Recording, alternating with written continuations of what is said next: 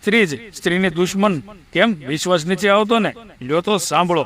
સવારે 4 વાગ્યે જાગી નિત્યક્રમ પતાવીને એક ખાંડી ઢોરનું વાસિંદું એટલે કે વાહિદું નિરણ પાણી કરીને ગાય કે ભેંસ દોવાની, છાશ વલોવાની, ઘરના ડઝનબંધ માણસોના કપડાં ધોવા, છાશ કરવાની, દાણા દળવાના અને આ બધું સૂર્ય ઉગે તે પહેલા કરવાનું.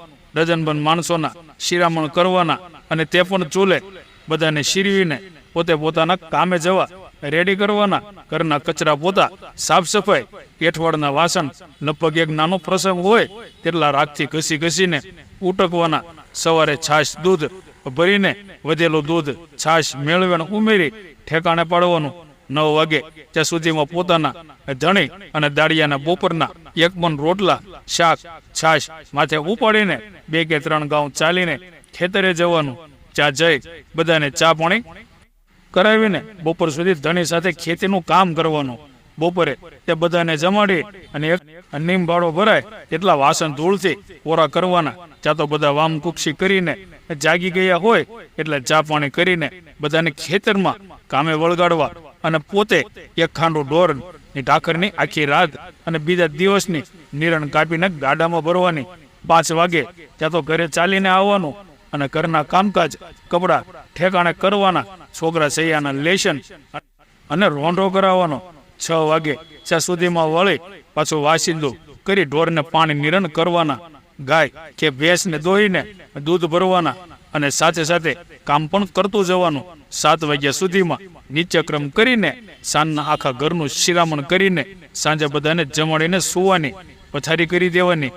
એક નિબાડો ભરાય તેટલા વાસણો માંજીને સાફ કરવાના. ત્યાં તો લગભગ 10 વાગી ગયા હોય. બાળકોની બીજા દિવસની સવારની નિશાળની થેલી તૈયાર કરવાની અને પછી સુવાનો વારો. આમાં અમુક તો લખવાનું રહી ગયું છે, રહી નથી ગયું, મેં જાણી જોઈને નથી લખ્યું. કારણ ને માણસોને જે આજે બધું લાંબુ લચક લાગે છે એટલે ટૂંકાણમાં લખ્યું છે. જોકે આપ પણ આ બધી પરિસ્થિતિથી વાકેફ જ છો જ. હવે વાત મુદ્દાની કે કેટલા દશકા સુધીની ભારતીય સન્નારીની આવી મહેનતના ફળ સ્વરૂપે આજે આપણે બધા ટેસડાની જિંદગી જીવીએ છીએ. છતાં પણ આજની 1-2 ચોપડી ભણેલી દેવી એટલે કે મોડર્ન ભણેલી ગણેલી દીકરીઓ ને એ બધીઓ જૂની સ્ત્રીઓને મૂર્ખ અને કચરાના ડબ્બા લાગે છે. તો વિચારવાનું તમારે છે કે આટલી હાડમારી કરીને તમને સુખી કર્યા છે અને તેને તમે મૂર્ખ અને કચરાના ડબ્બા સમજો છો. તો તમે તો તમારી આ પેઢી કે આવનારી પેઢી માટે કશું જ કર્યું નથી.